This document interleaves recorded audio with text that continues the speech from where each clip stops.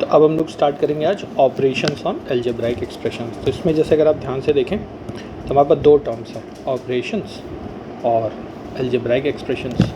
तो सबसे पहले हम लोग ये देखते हैं कि ये ऑपरेशंस का यहाँ पे क्या मतलब है। तो देखिए यहाँ पे ऑपरेशन का मतलब होता है मैथमेटिकल ऑपरेशन, ठीक है। अब मैथमेटिकल ऑपरेशंस क्या होते हैं, तो आपने जैसे सीखा होगा, दो नंबर को आप ऐड कर देते हैं या सब्ट्रैक्ट कर देते हैं या मल्टीप्लाई कर देते हैं या डिवाइड कर देते हैं। ये हमारे चार बेसिक मैथमेटिकल ऑपरेशंस होते हैं। अब अगर अभी तक हमने देखा था तो जो भी हमारे पास नंबर्स आते थे, जैसे कि अगर हम कोई दो इंटीजर ले लें, जैसे कि 2 + 3, तो हम आंसर 5 लिख देते हैं। या अगर हम कोई फ्रैक्शन ले लें, जैसे कि 1/2 + 2/3, तो हम इन्हें जोड़ भी सकते हैं। तो इसमें बस फ़र्क सिर्फ क्या हो जाता है इंटीजर की कंपैरिजन में, कि हमको यहाँ पे इनका एलसीएम लेना पड़ता है, ठीक है। फिर इनका हम एलसीएम ले लेंगे, तो जैसे 2 और 3 का एलसीएम आ जाएगा 6। फिर आप क्या करेंगे, 2 से 6 को डिवाइड करेंगे, तो जो क्वोशंट आएगा 3, उससे आप इस न्यूमरेटर को मल्टीप्लाई कर देंगे, तो 3 × 1 = 3। ऐसे यहाँ पे करेंगे तो 3 × 2 = 6, 2 × 2 = 4, तो ये हमारा बन जाएगा 7/6। इस तरह की चीज़ें हम लोगों ने की हैं। या अगर हमें सब्ट्रैक्ट करने को कोई कह दे, जैसे कि 5 - 3, तो हमारा आंसर 2 आ जाता है। या मल्टीप्लाई करने को कह दे 1/2 × 3/4, तो हम कैसे मल्टीप्लाई करते हैं दो फ्रैक्शंस को, न्यूमरेटर को न्यूमरेटर से तो आ गया 3, और डिनोमिनेटर को डिनोमिनेटर से, आंसर आ गया 8। तो इस तरह की चीज़ें हम लोग करते आ रहे हैं। अब हम लोग यहाँ पे देखते हैं कि ये ऑपरेशंस अगर हमें अलजेब्राइक एक्सप्रेशंस पे परफॉर्म करने हो तो हम कैसे करेंगे। तो सबसे पहले हम लोग एक क्विक रिकैप कर लेते हैं जल्दी से, कि जो हमारे पास से अलजेब्राइक एक्सप्रेशंस होते हैं ये क्या होते हैं और क्या क्या चीज़ें इसमें होती हैं, ठीक है। तो इसमें आप देखोगे कि जब भी हमारे पास कोई अलजेब्राइक एक्सप्रेशन आता है तो जो दिखता है उसमें कोई ना कोई तो अल्फ़ाबेट होता है, जिसे हम लोग क्या बोलते हैं, लिटरल, ठीक है।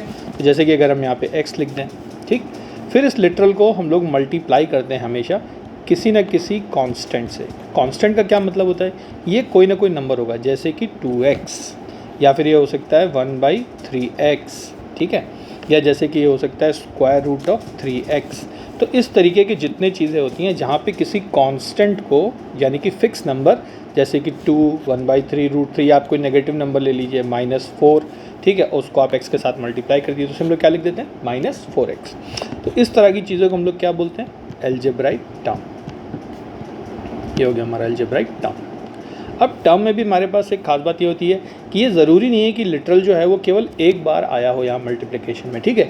तो कई बार ऐसा हो जाता है कि हम एक से ज़्यादा लिटरल्स को मल्टीप्लाई कर देते हैं। जैसे कि अगर हम x को ही x के साथ 3 बार मल्टीप्लाई करते हैं तो हमें कुछ ऐसा देखने को मिल जाएगा, 2x3। तो यहाँ पर ये जो 3 आपको ऊपर दिखाई दे रहा है, this is known as the power. तो जब भी हम किसी अलजेब्राइक टर्म की बात करेंगे तो इसमें हमारे पास जो बेसिक स्ट्रक्चर होगा वो ऐसा होगा, कोई ना कोई तो कांस्टेंट होगा जो कि एक तरह का नंबर होगा, जैसे कि 2, 1/3, √3, -4। फिर ये चीज़ मल्टीप्लाई होगी एक तरह के लिटरल से, जो कि x हो सकता है, y हो सकता है, और उस लिटरल की भी कोई ना कोई पावर यहाँ पे हो सकती है, ठीक है। अब ऐसा कोई ज़रूरी नहीं है कि हर बार उसमें पावर हो ही, क्योंकि अगर जैसे यहाँ पे आप देखना, यहाँ पे सिर्फ x लिखा हुआ है, तो यहाँ पे भी x की पावर है 1, लेकिन जैसा आपको पता है कि अगर x की पावर 1 होती है तो हम लोग उसको 1 नहीं लिख करके सिर्फ क्या लिख देते हैं, x लिख देते हैं। 1 के अलावा कोई नंबर होगा, 2, 3, ऐसा कुछ भी होगा, यहाँ तक कि अगर x की पावर √2 कोई लिख दे, ये भी एक तरह का नंबर है, तो ये भी हमारे पास एक अलजेब्राइक टर्म बन जाएगा, ठीक है। तो इसमें ज़रूरी नहीं कि केवल एक ही टाइप का लिटरल हो, आप चाहें तो एक से ज़्यादा तरह के लिटरल ले सकते हैं, जैसे 2xyz, या इनको आपस में मल्टीप्लाई भी कर सकते हैं, जैसे कि 2/3 x² y × z। तो ये इस तरीके की जो हमारे पास चीज़ें आ रही हैं, जहाँ पे कोई constant multiplied by literal of type 1 raise to certain power, multiplied by literal of type 2 raise to another power, इस टाइप से जो भी होगा वो सब क्या कहलाएंगे, हमारे अलजेब्राइक टर्म कहलाएंगे, ठीक है। अब अलजेब्राइक टर्म्स जब हमारे पास आ जाते हैं तो इनको अगर हमें दो टर्म्स ऐड करने हैं, या हमें सब्ट्रैक्ट करना है, या मल्टीप्लाई करना है, या डिवाइड करना है, तो हम इनको कैसे करेंगे।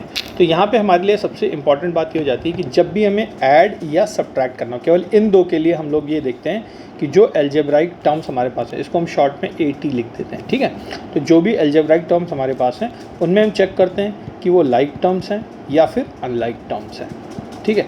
अब बात आती है कि हम लाइक और अनलाइक टर्म्स को कैसे पता करें, ठीक है। तो इसका बहुत सिंपल सा रूल है, जब भी आपको कोई टर्म दिया जाएगा, टर्म का क्या मतलब होता है, कोई constant multiplied by some literal raise to its power, multiplied by possibly a literal of a second type raise to certain power. इस तरह की कोई भी चीज़ ले लेंगे तो उसमें हमारा फोकस होना चाहिए लिटरल के ऊपर, ठीक है, हम केवल लिटरल पे फोकस करेंगे।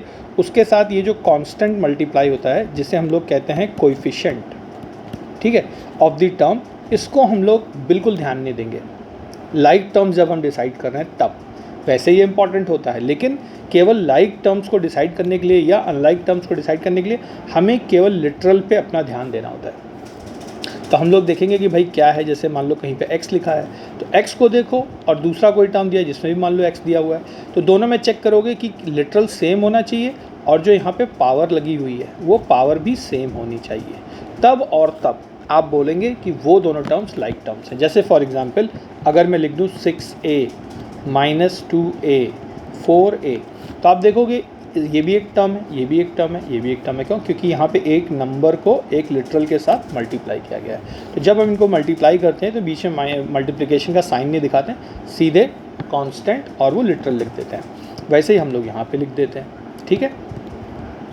तो अब हमें क्या चेक करना है, यहाँ पे लिटरल आ रहा है ए, यहाँ पे भी लिटरल आ रहा है ए, यहाँ पे भी लिटरल आ रहा है, तीनों जगह पे लिटरल है ए, और ए की पावर यहाँ पे कुछ नहीं लिखी है, मतलब पावर क्या हो जाएगी 1 हो जाएगी। तो ये तीनों हमारे हो जाएंगे लाइक टर्म्स, ठीक है।